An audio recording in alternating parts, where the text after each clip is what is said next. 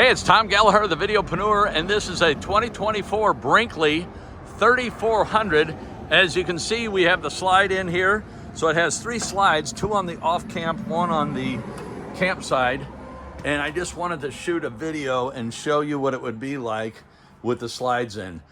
So as you can see, you can sit down here, you could crash here. You're really not going to get much out of the refrigerator freezer. You can get to the freezer, but the refrigerator is blocked with the slide, as you can see there. Plus you have the tables in the way. Your cooktop, you're really restricted there. If it was cold, you could have a fire, and your televator, so you could sit and watch TV. Let's head down the hallway into the bathroom area. So you'd have access to your shower. You'd also, let me hit a light here. You'd also have access to the toilet.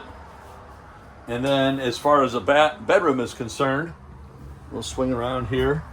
You could go to sleep. So just wanted to show what your access was in the, with all 3 slides in. Hope this helps. I'll also shoot a video with the 3 slides out. Thank you so much.